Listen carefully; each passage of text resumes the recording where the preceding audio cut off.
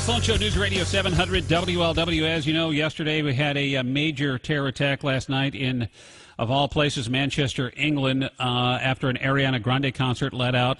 Manchester Arena holds about 21,000 people, 60 injured, around 60 injured, 22 confirmed dead now. She has suspended her world tour, obviously, and is in a state of disbelief.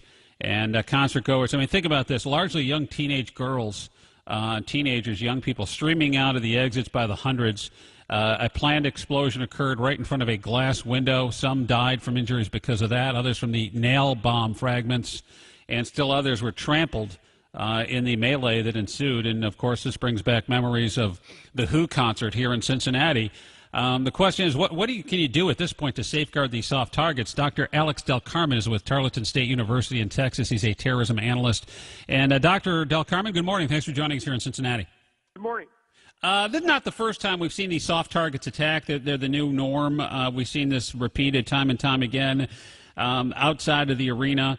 And when you see these kind of attacks, I think, man, at this point, is there anything else we could be doing to prevent this from happening? I don't see how. You know, the attacks last night, they really reminded us of how vulnerable we are throughout the world. What's different about these attacks is the fact that there's so many young people that were actually victimized. You know, as we've seen that when we've seen attacks, it's been mostly in places where adults gather, but now they're actually targeting children.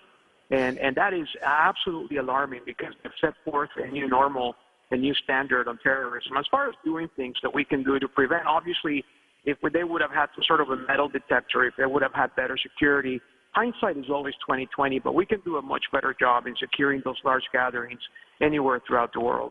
Why not here in the United States? Can you articulate the differences here? I saw a story this morning. There are about 3,500 suspected terrorists in the UK, many of them, number of them streaming in from Syria and elsewhere. And it seems like there's a higher tolerance there, religious tolerance for this stuff. There's no-go zones in the UK and in Paris, and we're seeing more attacks happen there than here in America. That's exactly right. And I think what happens to the UK that makes it particularly vulnerable, aside from its geographic location, is the fact that they have vast borders and they have had a very liberal immigration policy that has allowed people to come in from throughout the world without being vetted.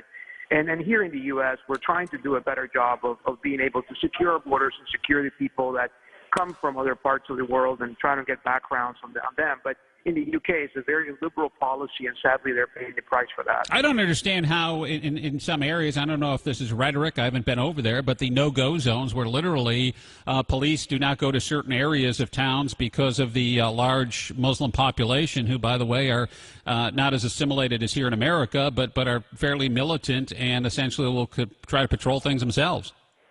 All right, and then what's also alarming is the fact that, you know, many intelligence sources have looked the other way. You know, think about the fact that instead of actually entrenching in a lot of these communities, the UK police has, you know, relied on cameras and relied on traditional policing resources, which at this point, obviously, they're useless. Yeah, appeasement doesn't work too well. So did you just make a case for Donald Trump's travel ban in a way, and why we need to screen, and if we think that there's something suspicious, or maybe at least examine the protocols to see if we couldn't do a better job? You know, as a criminologist, I worry about everyone and everything at the same time. I don't just worry about our borders and people bringing in danger or posing a threat from overseas. I mean, I also worry about our homegrown terrorists in the United States. The bottom line is that when you look at it from the perspective of those individuals that hate America, that are Americans, you know, we also have to be equally concerned about them that we are from those folks that are coming overseas to kill us. Yeah, and it seems like the homegrown variety is what we have to be more concerned about here in the United States. And granted, for every Times Square or whatever the attack may very well be, it's just as horrific. Although this one strikes, I think, at the heart of a lot of people, because you're talking about prepubescent and adolescent teenagers, specifically girls, who are deliberately targeted by ISIS. Yeah, absolutely. And they also waited till the very last minute of the concert to detonate the explosives. I mean, clearly this was an orchestrated evil attack, that they had a Machiavellian mindset, which was to increase the number of people that would die. I mean, these innocent lives, you know, and these parents that are just absolutely devastated this morning. I cannot imagine being in their spot or being able to console them and telling them that we're going to do a better job next time. At the end of the day, we owe them. We owe those victims and we owe those families the responsibility of protecting them. President Trump is in Saudi Arabia, where they're where they're very intolerant as such. It's interesting to see how this is going to shake out today. I know the president gave a little bit of a statement yesterday, as well as a few tweets on this issue. But how does this play with the Saudis that he's been entertained by? You know, I think that the timing of this trip and this terrorist attack is no coincidence, and it's no accident.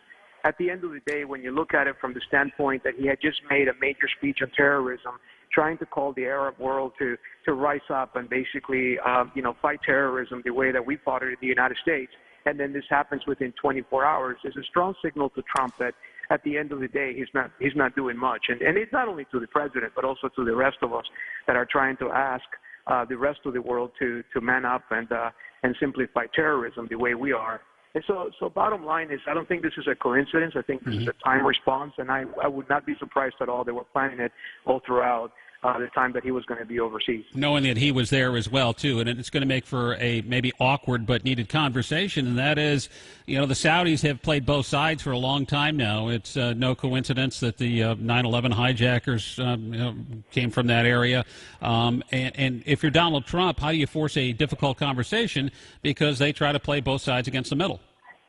No, I think there's also the political aspect of it, but there's also the economic side of it, too. The United States, as you know, is the major contributor to everybody else's economy. And so at the end of the day, we hold the power of the purse. And the bottom line is that if we don't buy and if we don't consume and if we don't export, the rest of the world goes hungry. And so I think that we have the ability of not only having the moral and ethical obligation to rise up to the power, but also we can tell them, look, we're going to quit trading with you. We're going to quit doing all these other things unless you line up and help us fight terrorism. And this may be good timing. Dr. Alex Del Carmen from Tarleton State University in Texas. He's a term analyst this morning on 700 WOW. And that is the news that OPEC is basically crying uncle here, asking the United States to quit producing so much oil because we are bottoming out the world markets and hurting the economies of the countries that have been holding us hostage for generations now. It's maybe this is good timing. Absolutely, and this gives rise to all sorts of conversations economically throughout the world that we can then hold the rest of the world accountable, not only for lining up and defending, human freedom, but also allowing us to live in a peaceful society. So the opportunity is there. Whether or not politicians will step up to the game is history to tell us. We also had a story out today. Department of Homeland Security said that there are over 740,000 visa overstays in the United States, meaning people will get visas to come to the United States and upon expiration will simply not pay attention and remain here. And I would think that the bulk of those 740,000, the overwhelming majority, just want to work and live and be Americans. There's obviously a way to go about becoming a naturalized citizen here, but that's a troubling number. And that's, I think, sends a message too that, hey, listen, you know what, we're not going to enforce the rules. Does that encourage individuals to come here to do us harm, or is it a red herring? I think the bottom line is that anytime we look the other way when it comes to our national security is a bad idea, whether it's immigration or whether it's allowing homegrown terrorists to, quote unquote, have the right for self-expression. Bottom line, though, is that at the end of the day, we've got to get a hold of who lives in our country and who we are and what we are aligned to do. And bottom line, though, is that we're all here to protect the United States. And so whether it's immigration, whether it's domestic homegrown terrorism, we have to send a powerful message that accountability is important and our government needs to know who the bad guys are. Yeah, and that's the thing. That's why I don't, look at this as intolerance or racism or whatever it might be. Is there's 10 countries that are on this travel ban list, and they're going to intensify this. I'd imagine this just simply reinforces the nature that we can either be like Europe or we can get tough and continue to be serious about the war on terror. And we have our, I guess, enough to deal with the homegrown variety, and that really is, I'm guessing, the focus here domestically, right? Is the homegrown terrorists?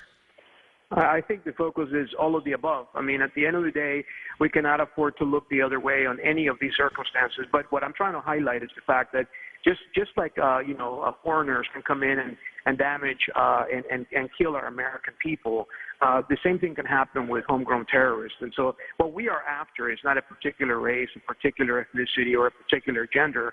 What we are after is people that hate the United States, whether you were privileged enough to be born in the U.S. or you came in as a citizen from another country and became a naturalized citizen, as it was in my case. or you're simply coming into the United States and you come in illegally or without papers and want to commit heinous acts against American people. Bottom line is, what we should be after is individuals that hate us. And they have no right to be in the United States. They have no right to be able to come to the U.S. and stay and use our tax-paying money in order to be able to make things, go their way. So we are after haters. We are after Americans and people that want to come to the U.S. to hate us. Yeah, and that's why I think you got to take the visa overstay issue seriously. I think you have to investigate why people are staying here and overstaying, and honestly, which regions they're coming from, too. I don't think that is racist or intolerant at all. I think that is where the terrorists are coming from. If you have those individuals are coming from places like Syria and Saudi Arabia, those are the countries you should be looking at the hardest. That makes sense to me. Why doesn't this make sense in the eyes of the public? Right, it makes sense, but also keep in mind too that guys can come in from other parts of the world. I mean, so bottom line is if we focus on one or two countries, all that ISIS and various other terrorist groups can do is just basically go to places like England or go to places like Switzerland and then come from those countries to the United States. And so they will find a way to penetrate. They will find a way to interact with the American people and do us harm. So we have to be able to look at more of a policy-based issue as opposed to a country-based ban, in my view. We have to look at it from the standpoint of just negating the opportunity of bad people to come to the U.S. to do us harm. And those that already live there, as the former director of the FBI once said, Comey, all 50 states have ISIS sympathizers, according to FBI intelligence reports. And so that concerns us. That concerns us all because at the end of the day, these are people that can actually go active and go live in a matter of a minute. Well, the long game, Dr. Del Carmen, right, is economic in nature, is that these people are coming from places in the world where technology and essentially modern life has passed them by. I mean, they're still working on 4th or 5th century technology in a lot of these areas while the rest of the world has moved on. And there's a reason they're impoverished. And how do we change that dynamic? Goodness knows we've spent billions and trillions of dollars over lifetimes here in America trying to help people who have less than us. It's in our nature as Americans, but this doesn't seem like one that is winnable in that regard. Yeah, it's not winnable. And then at the end of the day, you have to look at it from the standpoint that, we always look for opportunities to help others while at the same time protecting our democracy. Dr. Alex Del Carmen at Tarleton State University is a terror analyst there and criminologist. Thanks again so much for joining us for the time. Appreciate it as always. Thanks for having me. Take care. Yep. Yeah, you too.